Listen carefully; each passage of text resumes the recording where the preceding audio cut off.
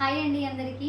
ఈరోజు మా పిల్లలు స్నాక్స్ అడుగుతున్నారండి, అందుకే మిర్చీలు చేద్దామని నా స్టైల్లో ఈ మిర్చి బజ్జీ ఎలా చేయాలో చూసేద్దాం రండి. ముందుగా మిర్చీలని కడిగి పక్కన పెట్టుకోండి. వీటిపైన వాటర్ లేకుండా చూసుకోండి, ఎందుకంటే ఆయిల్లో ఫ్రై చేసేటప్పుడు ఇలా చిటపటలు ఆడతాయండి ఇవి మిర్చీలు. తర్వాత ఈ మిర్చీలని ఇలా మిడిల్లో కట్ చేసి ఇందులో గింజలు తీసేయండి.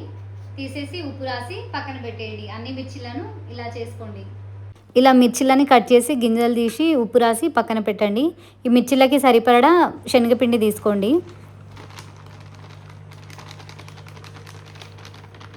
కోసం కొంచెం బియ్యం పిండి యాడ్ చేయండి. ఇందులో క్రిస్పీగా వస్తాయి మిర్చీలు. కొద్దిగా సాల్ట్,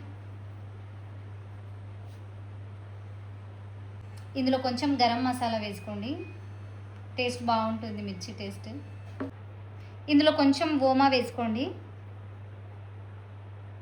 ఇందులో కొద్దిగా బేకింగ్ సోడా యాడ్ చేయండి.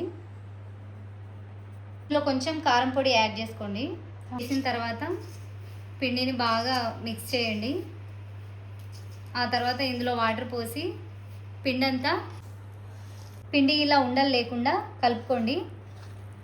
ఇలా మరీ పలచగా కాకుండా మరీ గట్టిగా కాకుండా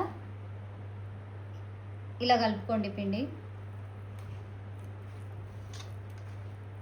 పిండి అంతా కలిపిన తర్వాత ఒక 30 మినిట్స్ పక్కన పెట్టుకోండి, మూత పెట్టుకొని. స్టవ్ పై కడాయి పెట్టి కడాయి హీట్ అయిన తర్వాత అందులో ఆయిల్ పోసుకోండి. ఆయిల్ కొంచెం ఎక్కువ పడుతుందండి మిర్చిలకి. ఆయిల్ హీట్ ఎక్కిందా లేదా అని నేను కొంచెం ముందు పిండి వేసి చూస్తున్నానండి. ఆయిల్ మంచిగా హీట్ ఎక్కితేనే మిర్చిలు బాగా వస్తాయి. మిర్చిలను ఇలా మొత్తం పిండిలో ముంచకుండా ఇలా సగానికి వేయండి. నేను వేసినట్టు బాగా వస్తాయి మిర్చీలు.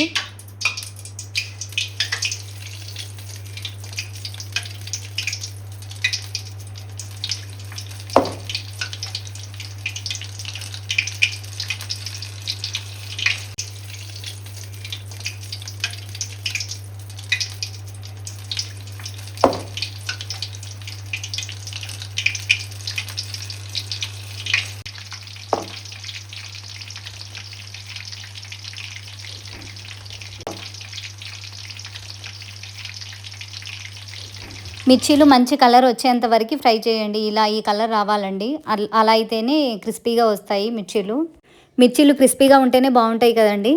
మెత్తగా ఉంటే తినబుద్ధి కాదండి నాకైతే.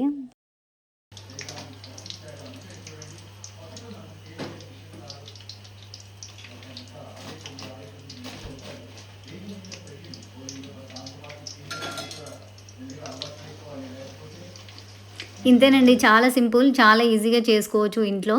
నేనైతే బయట బాగా రేర్ అండి తినడం. ఇంట్లో నేను చేసిన మిర్చీలే నాకు టేస్టీగా అనిపిస్తాయండి. నిజంగా చాలా క్రిస్పీగా వచ్చాయండి, చాలా టేస్టీగా ఉన్నాయి. మా ఇంట్లో వాళ్ళకైతే చాలా ఇష్టం అండి నేను చేసే మిర్చీలు. ఓకే అండి, బాయ్.